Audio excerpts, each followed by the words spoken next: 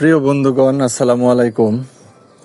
তা আমার সাথে যাকে দেখতে পারতেছেন, পিচ্চিটা অসুস্থ, হার্টের সমস্যা। তারপরেও উনি চিকিৎসা চালিয়ে যাচ্ছে। প্রায় 6 মাস বা তার একটু বেশি সময় ধরে তার এই সমস্যা ধরা পড়ছে।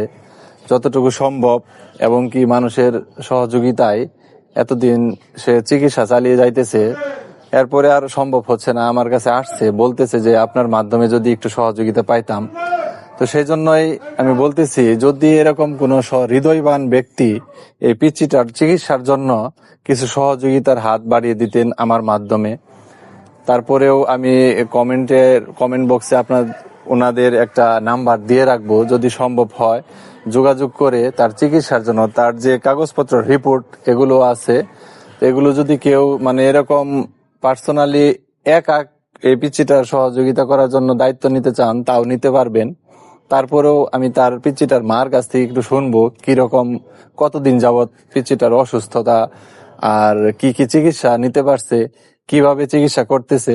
তো আপনারা একটু শোনেন। আচ্ছা, ওর বয়স কত? বয়স 6 বছর। 6 বছর। আচ্ছা, ওর মেন সমস্যা কি? মেন সমস্যা হচ্ছে, মনে করেন যে ডাক্তার যে দেখাইছেন, কি বলছে ডাক্তারে?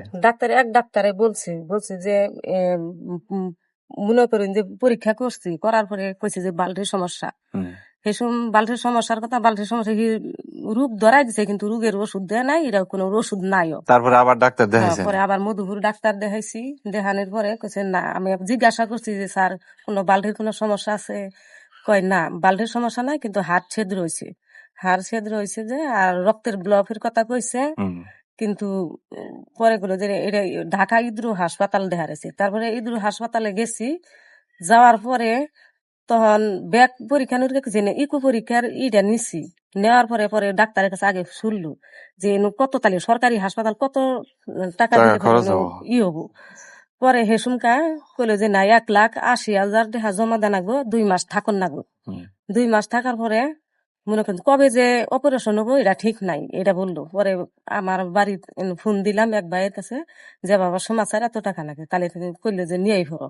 পরে সহযোগিতা করে যান যায়, তাহলে যান। পরে যে হ্যাঁ ভাই এক আঙ্গর ওই অত টাকা সংগ্রহ নাই ছিল না, এই জন্য চিকিৎসা করতে পারেন নাই? না, করি নাই।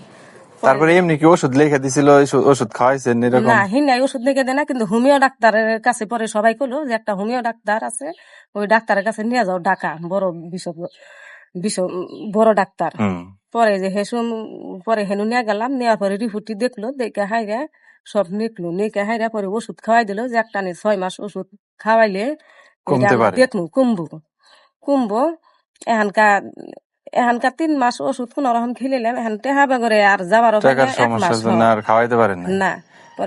এমনি অন্য কেউ একটু সহযোগিতা করে নাই বা করতে? ওই যে কেউ দিছে, কিছু কিছু দিছে, সেটা দিয়ে ওষুধ খাওয়াইলেন। আবার একবারে যে ভালো একটা চিকিৎসা নিবেন এরকম টাকা পয়সা নাই, আর নিতেও পারেন নাই? না, এই জন্য এই সমস্যা। এখানকার মনে করেন একজনে 3,000 টাকা দিছিল, সেটা দিয়ে আমি ওষুধ, ওই হোমিও ওষুধই খাওয়াইতেছে? হোমিও ওষুধ আনাইছি, আনছি। তো যতটুকু শুনলাম, আসলে ওইভাবে চিকিৎসা করতে পারে নাই। হোমিও চিকিৎসা দিয়েই চলতেছে, কারণ টাকা পয়সা সেরকম সামর্থ্য নাই তাদের। তো যদি পারেন কেউ এরকম সহযোগিতা করার মতো মন মানসিকতা বা মানবিক কোন লোক, আমি সেরকম মানবিক কাজ করতেও পারি না, দুই একটা কাজ করছি ছোটখাটো। তো এই জন্য এই ভিডিওর মাধ্যমে যদি কোনো হৃদয়বান বা কোনো মানবিক ব্যক্তির সামনে পড়ে, যদি চান যে এর জন্য কিছু করার মতো ইচ্ছে পোষণ করেন, তো আমার সাথে যোগাযোগ করতে পারবেন। তো আর আপনি কি ওর জন্য চিকিৎসার জন্য সহযোগিতা চাইতেছেন? জি স্যার। তো যদি পারেন এরকম অসহায় শিশুটার জন্য চিকিৎসার বাবদ কোনো সহযোগিতা করতে, তো দয়া করে করবেন, এতটুকুই বলার। ধন্যবাদ সবাইকে।